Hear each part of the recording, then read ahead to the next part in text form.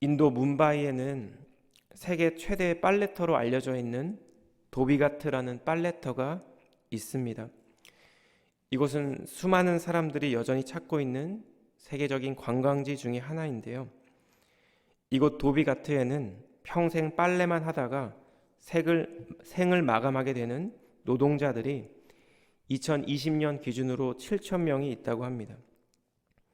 이들은 하루 18시간 이상 중노동을 하면서도 월급으로 채 10,000원이 되지 않는 돈을 받으며 고단하고 힘든 삶을 살아갑니다. 이들이 이렇게 비참한 삶을 묵묵히 살아가는 이유는 현재 그들의 삶이 이전 생에 엿보이며 지금 조금 더 착하게 살면 다음 생에 조금 더 나은 계급으로 태어날 수 있다라는 소망이 이들에게 있기 때문입니다. 힌두교의 경전이 베다라고 하는데요. 이 베다에 따르면 선한 삶을 산 사람은 다음 생에 조금 더 윗단계의 존재로 태어나고 악한 삶을 산 사람은 아랫단계의 존재로 떨어지는 것을 반복한다고 가르치고 있습니다. 그래서 힌두교인들에게 있어서 지금 나의 삶은 이전 생에 내가 행한 삶에 엿보이며 마치 상과 벌처럼 주어진 그런 삶이라는 것입니다. 힌두교 경전은 가장 낮은 단계의 생물에서 가장 높은 단계의 생물인 인간이 되기까지 86번의 환생을 거쳐야 한다고 가르치고 있습니다. 이러한 윤회 사상은 사실 힌두교의 카스트 제도와 같이 현실에서의 결코 극복할 수 없는 이 계급과 차별을 합리화하고 이러한 신분 제도를 받아들일 수밖에 없는 세계관과 사상을 이 힌두인 사람들에게, 인도 사람들에게 가르치고 있습니다. 현재 나의 신분, 나의 삶의 터전이 이전 나의 삶의 결과이기 때문입니다. 그래서 인도에 가면 평생 다른 사람의 손톱을 깎아주며 살아가는 사람이 있고 평생 저렇게 도비가트에서 빨래를 하는 사람들이 있습니다.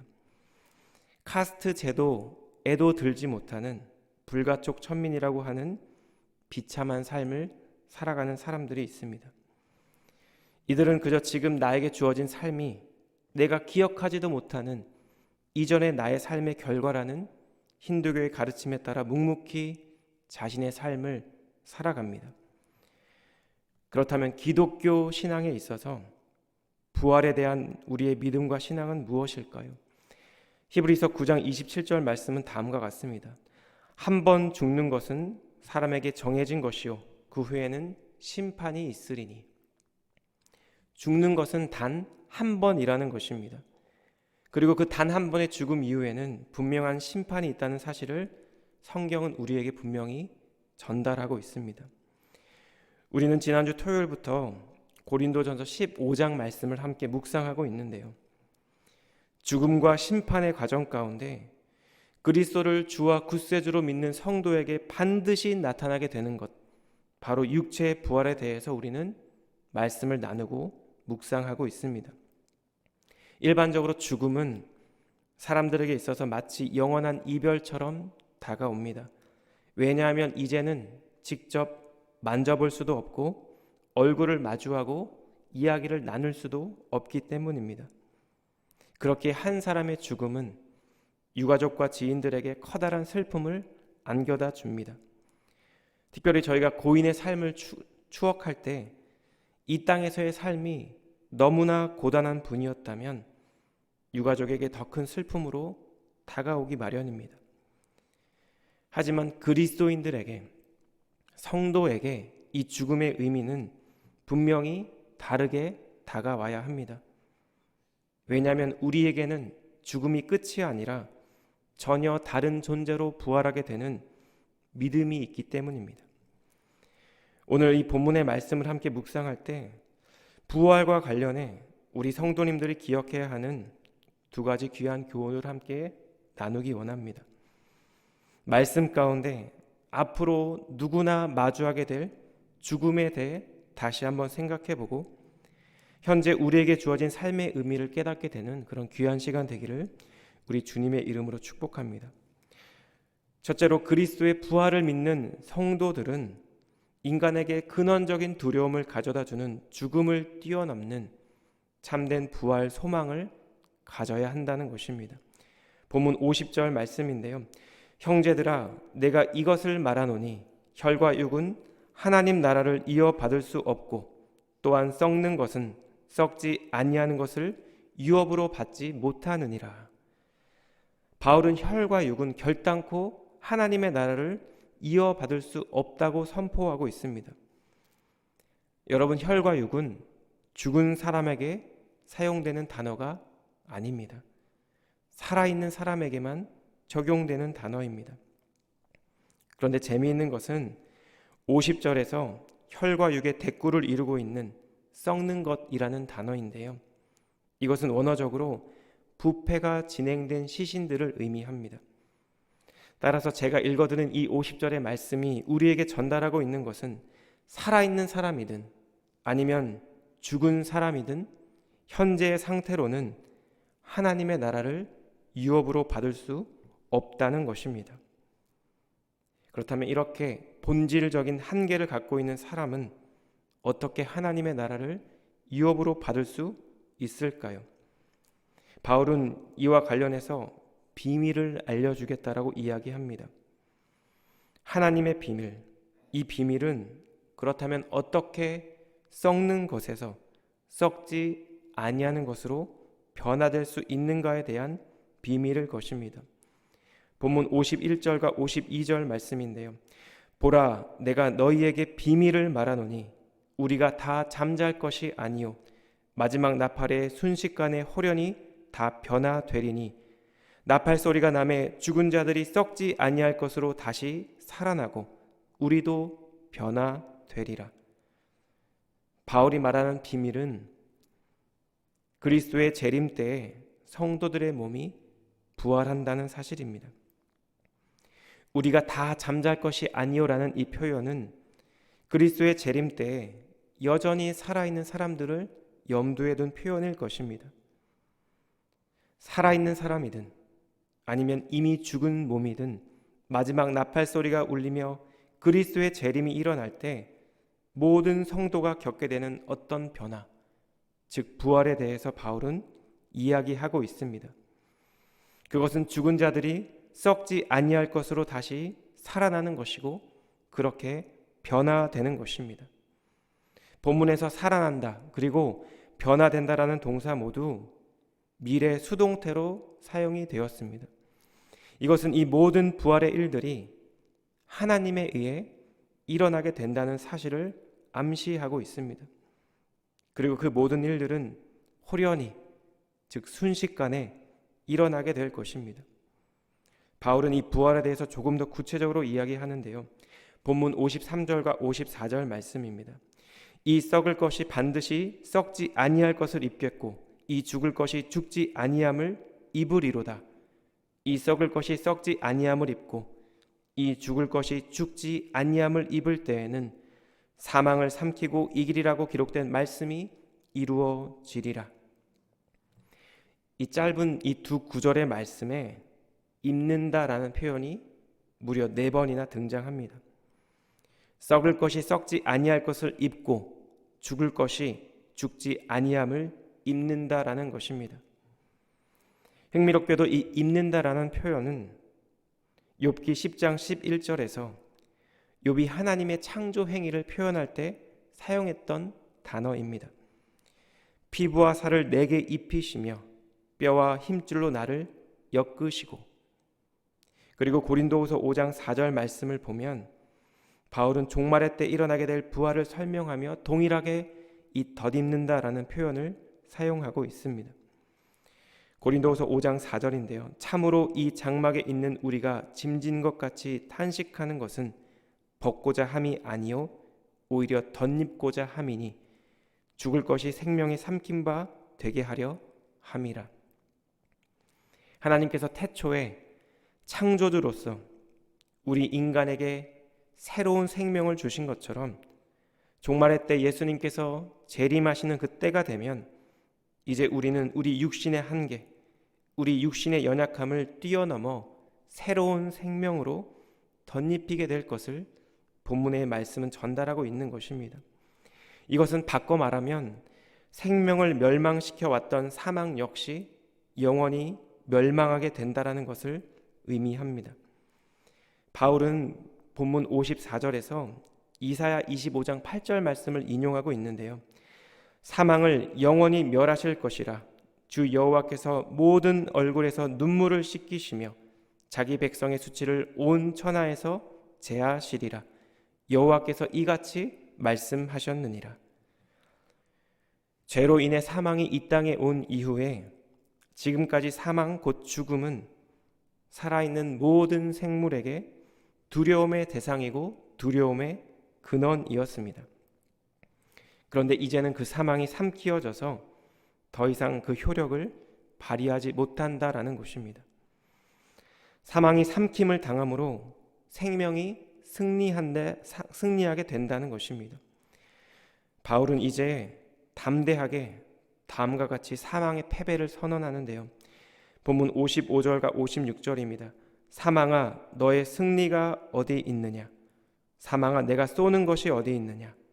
사망이 쏘는 것은 죄요 죄의 권능은 율법이라. 이제 더 이상 사망에게는 쏘는 것도 없고 승리도 없습니다. 원래 사망이 쏘는 무기는 죄였고 죄의 권능은 율법이었습니다. 율법은 그 자체로 거룩하고 선하고 의로운 것이지만 결정적으로 율법의 한계는 죄의 문제를 해결할 수 없다라는 것입니다.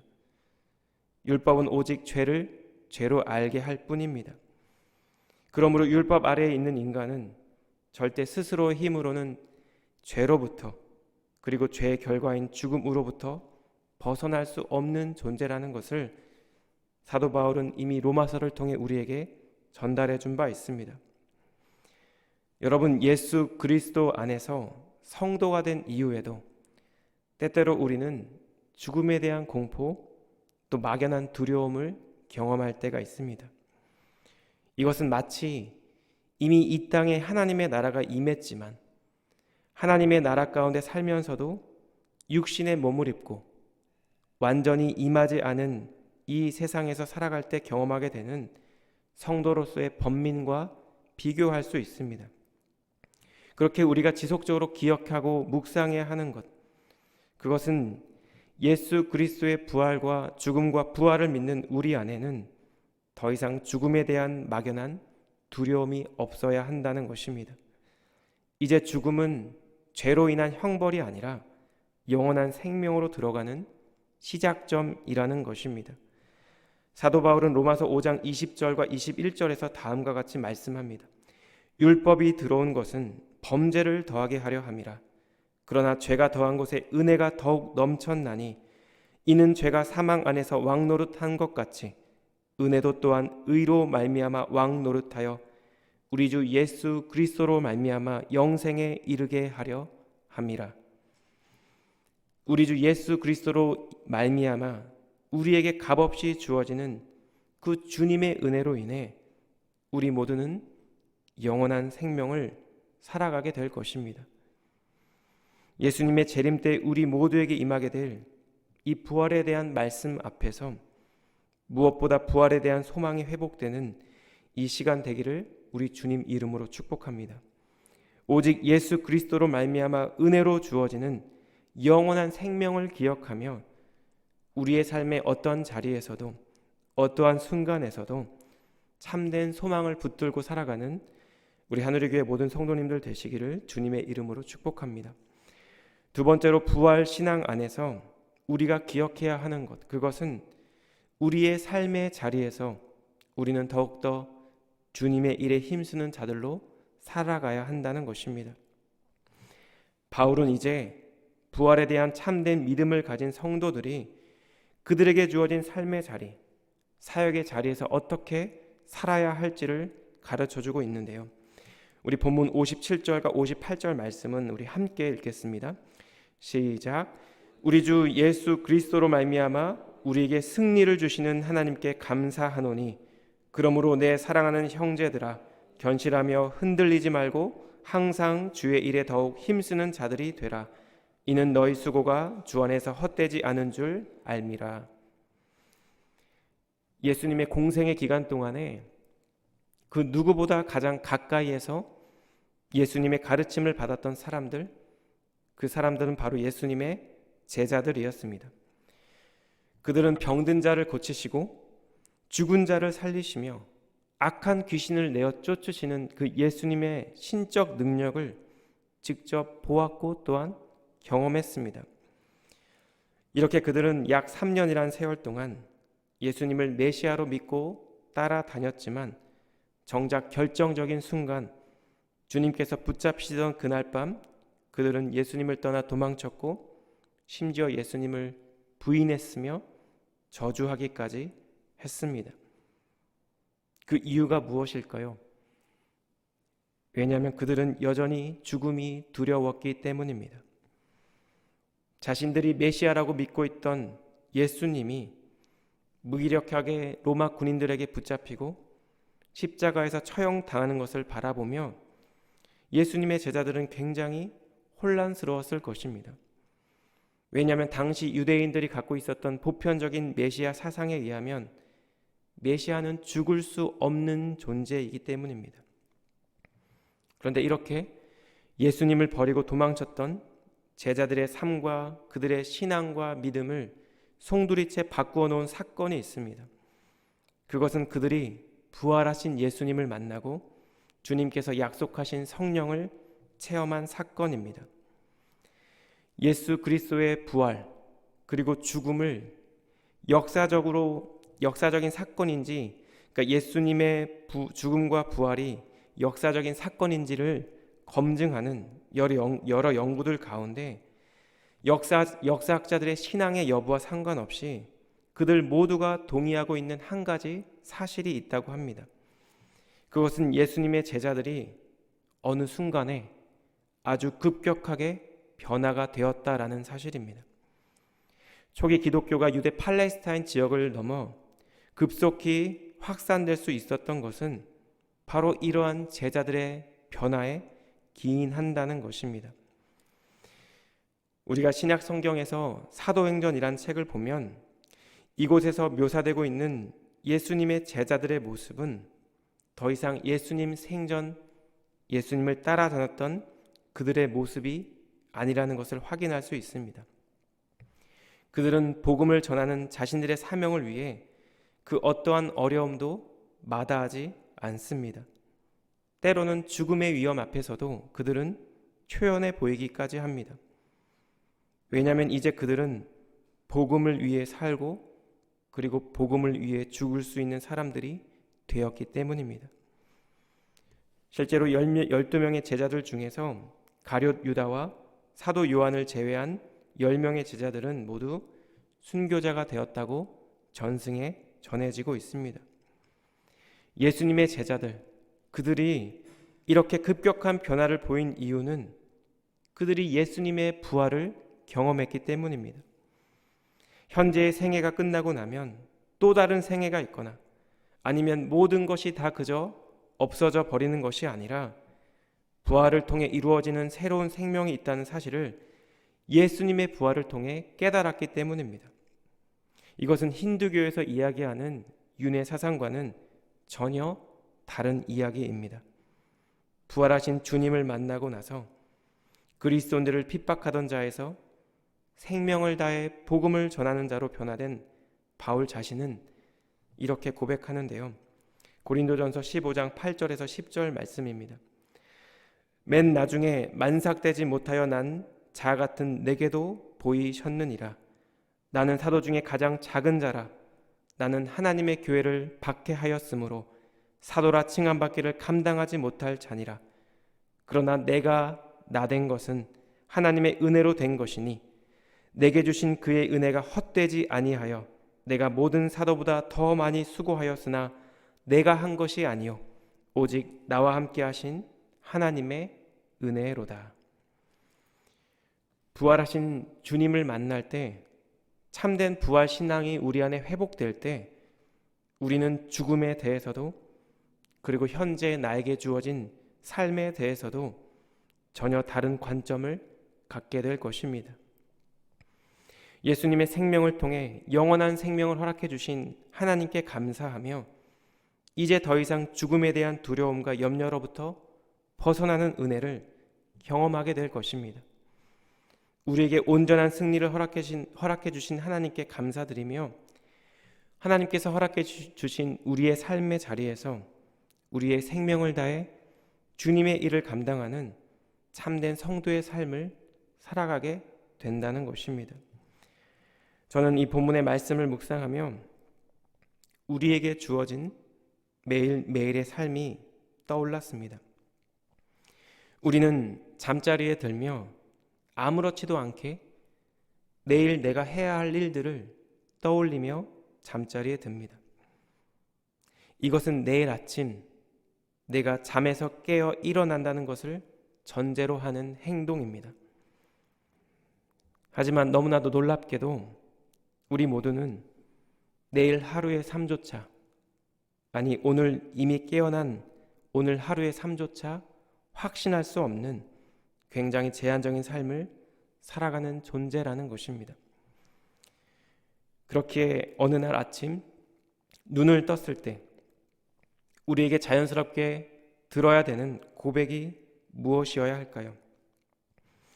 나에게 새로운 날, 새로운 하루를 허락해 주신 하나님께 대한 감사의 고백이어야 할 것입니다.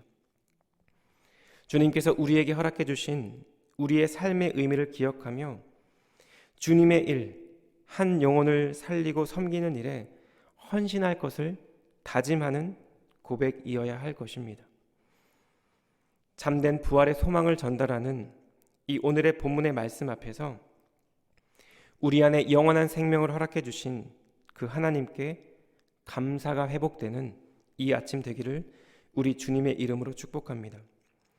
주님께서 허락해 주신 우리의 삶의 자리의 의미를 깨닫고 우리의 삶을 통해, 우리의 직업을 통해, 우리의 가정을 통해, 그리고 공동체를 통해 주님의 일에 힘쓰며 주님의 뜻을 이루어가는 우리 복된 하루 되기를 우리 주님의 이름으로 축복합니다. 기도하겠습니다.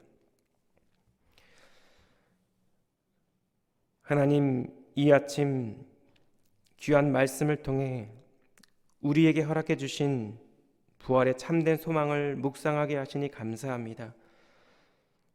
주님, 우리 안에 참된 부활 신앙이 회복되므로 죽음에 대한 막연한 두려움과 공포와 염려가 이 시간 이후로 모두 내려놓게 하실 것을 믿고 또한 감사를 드립니다. 당신의 하나뿐인 아들을 통해 영원한 생명을 우리에게 허락해 주신 주님의 은혜에 감사하며 오늘 우리에게 허락해 주신 삶의 자리에서 주님의 일에 더욱 힘쓰며 주님의 뜻을 이루어가며 주님의 복음을 전하는 오늘 하루의 삶이 될 수 있기를 원합니다.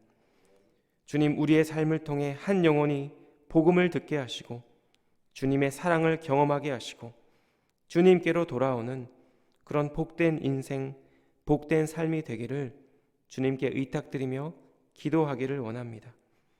우리 각자의 삶 가운데 그렇게 행하실 주님을 더욱더 기대하며 이 모든 말씀 예수님의 이름으로 기도드렸습니다. 아멘.